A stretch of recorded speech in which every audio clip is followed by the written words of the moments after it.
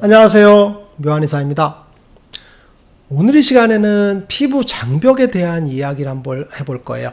건강한 피부 장벽을 만드는 방법. 영상을 만들기 위해서 많은 노력을 하고 있어요. 구독과 좋아요 부탁드리겠습니다. 최근에 가장 각광받고 있는 이론이 뭐냐면 피부 장벽이거든요. 그래서 피부 장벽 학회도 만들고 하는데, 피부 장벽을 어떻게 건강하게 만들 건지에 대해서 한번 알아보는 시간을 갖도록 하겠습니다. 피부의 구조를 먼저 알아봐야 돼요. 피부는 기본적으로 이제 진피층이 있고요. 그 위에 기저층, 그 다음에 유국층, 그 다음에 과립층, 각질층으로 구성되어 있어요. 그래서 이걸 네 가지로 되어 있는데, 이걸 두 개로 나눌 수가 있어요. 기저층은 엄마 세포라고 할 수 있죠. 케라티노사이트랑 멜라노사이트가 10대 1의 비율로 형성이 돼서 그게 이제 세포를 분열을 하게 되죠. 그러면서 그게 커져요. 그래서 튼튼한 수분을 많이 풍부한 그런 각질세포로 커지거든요. 그게 바로 유국층이죠. 유국층은 극이 있다 그래서 유국층인데, 유국층이 커져요. 사이즈가 굉장히 커. 젊은 시절이라고 볼 수 있어요. 그게 이제 노년기로 넘어가는 거죠. 그게 바로 과립층이에요. 과립층과 각질층인데, 각질층은 죽은 세포거든요. 그래서 노년기에 해당되는 과립층과 각질층으로 된다는 얘기죠. 일반적으로 이제 14일, 성숙되는데 14일, 그 다음에 늙는데 14일, 그래서 28일 정도 턴오버 주기라고 하는데, 건강한 성인 같은 경우, 젊은 20대 같은 경우는 2, 3주 정도에서 턴오버 된다고 볼 수 있을 것 같고, 나이가 많은 분들은 그거보다는 2배 정도 길어진다고 볼 수 있어요. 우리가 나이가 먹으면 피부가 재생을 못 하잖아요. 그래서 쭈글쭈글하고 탄력이 없는 이유가 뭐냐면, 피부 재생 주기가 길어요. 그러니까 새세포들이 많이 이루어지지 않는 거고, 어린아이들 같은 경우 피부가 탱글탱글하죠. 뭐냐면 새세포가 빨리빨리 턴오버 되는 거죠. 그래서 피부가 깨끗하고 탱글탱글한 게 그런 이유라고 볼 수 있어요. 피부 장벽에서 가장 중요한 게 뭐냐면 세 가지 성분이거든요.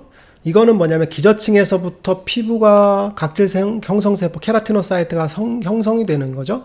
케라티노사이트인 게 뭐냐면 케라틴이거든요. 이게 뭐냐면 단백질이죠. 피부의 외골격을 형성하는 건 단백질이에요. 그래서 케라티노사이트가 점점 커져서 성숙해서 죽는 게 바로 과립층과 각질층인데, 유국층에서부터 과립층으로 넘어갈 때 분비되는 게 있어요. 과립층, 이름에서부터 알 수 있죠. 과립이죠. 과립층에서 중요한 과립이 두 개가 분비되죠. 과립층, 그러니까 과립이 분비되겠죠. 중요한 과립이 뭐냐면 첫 번째는 단백질 과립이에요. 이게 뭐냐면 각질 유리 과립이라고 해서 거기에서 그 유명한 필라그린을 분비해요. 필라그린이 뭐냐면 천연 보습 인자라고 들어봤을 거예요. NMF. 그죠?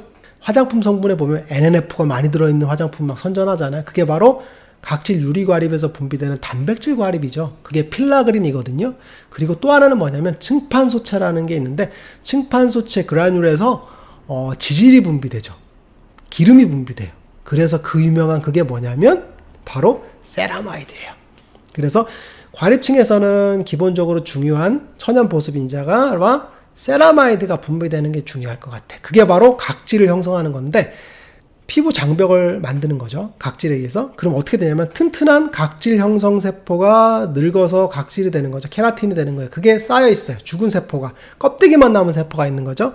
그래서 칼슘과 함께 껍데기만 남은 상태가 되고, 그 사이사이에 지질, 세라마이드가 풀처럼 붙는 거예요. 기름으로. 그 사이사이에 또 다시 천연보습인자 NMF가 붙어서 튼튼한 각질층. 그래서 그걸 바로 피부 장벽을 유지한다고 보는데, 그게 바로 벽돌 구조랑 똑같다고 해서 이제 브릭 앤 모르타르 구조라고 하거든요. 그래서 튼튼한 그런 각질 형성을 만드는 데 중요한 건 지질, 그 다음에 단백질, 그리고 건강한 각질세포라고 볼 수 있어요. 그러면 건강한 피부 장벽을 이루려면 뭐가 된다 그래서 건강한 각질세포, 그 다음에 세라마이드, 그 다음 천연보습인자, 이런 것들이 단백질과 함께 기름들이 잘 발라져서 튼튼한 벽돌 구조를 만든다고 했잖아요. 그러면 화장품학에서 보면 무슨 얘기를 많이 하냐면, 그래요, 화장품 발라. 세라마이드 많이 들어간 성분을 화장품을 바르고 천연보습인자가 많이 들어간 화장품을 발라. 그러면 피부가 튼튼해지겠네? 라고 이야기하는 거죠. 굉장히 단순하죠. 그죠? 그래서 화장품 막 세라마이드 들어간 화장품 좋다고 막 쓰잖아요. 천연 보습인자 들어가는 화장품 좋다고 쓰잖아요. 그런데 흡수가 안 돼. 우리 피부는 거짓말을 안 해. 흡수가 안 돼.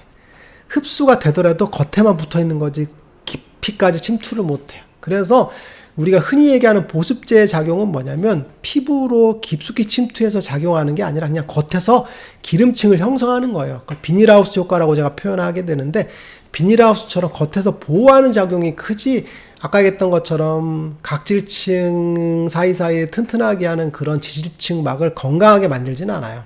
그래서 화장품학에서 얘기하는 것처럼 굉장히 과장된 측면이 크다고 볼 수 있어요. 그러면 건강한 피부 장벽을 만들려면 어떻게 해야 되냐는 거죠. 농사랑 한번 비유해 볼게요. 농사.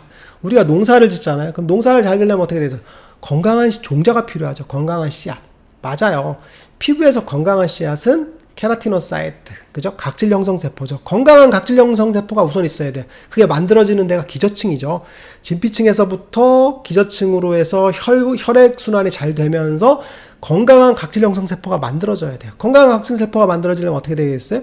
충분한 영양 공급, 그죠?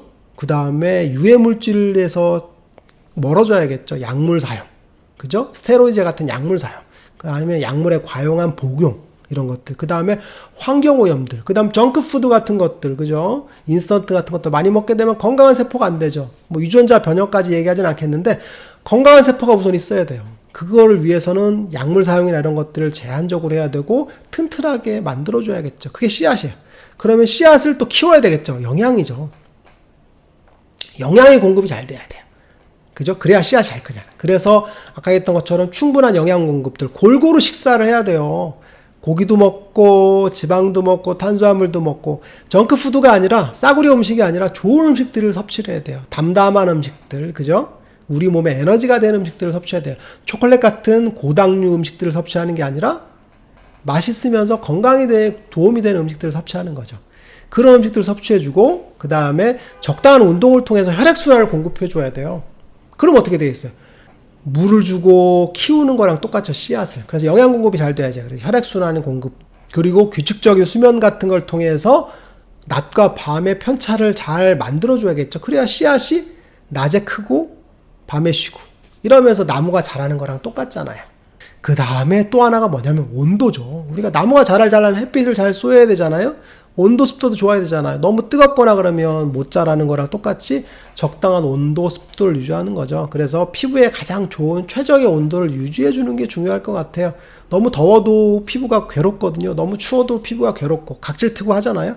그래서 적당한 온도 습도를 유지하는 건데, 피부염이 있는 경우에 제가 적당한 온도와 습도는 얘기했죠. 그래서 50%에서 60% 정도의 습도, 그 다음에 18도에서 23도 정도의 온도, 그리고 약간의 피부를 시원하게 하는 것들, 피부 열을 낮춰주는 거에 대해서 얘기했잖아요.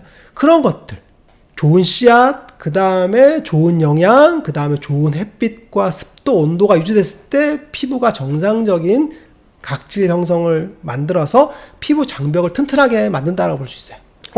피부 장벽에 대한 이야기를 하다 보니까 좀 많이 듣던 얘기죠. 맞아요. 피부 장벽을 튼튼하게 하는 이유 원리는 뭐냐면 한방적인 피부 치료 원리랑 똑같아요. 한방적으로 피부 치료할 때 어떻게 된다 그랬어? 장부간의 불균형을 개선시켜줘서 간해열을 낮춰주고 위해열을 낮춰주면서 소화가 잘 되게 해주면서 피부가 정상적으로 분화되도록 만든다고 했으니까 게 첫 번째. 그 다음에 육기적인 문제들, 온도 습도를 잘 조절해줘서 피부가 편안하게 해준다라고 볼 수 있겠죠. 그 다음에 음식. 그죠? 음식 관리를 잘해서 피부에 좋은 음식들을 섭취해주고, 그 다음에 거쳐. 잘 때 자고, 일어날 때 일어나고, 운동도 해주고, 적당한 생활 밸런스를 만들어주는 게 중요하다 그랬고, 그 다음에 희노.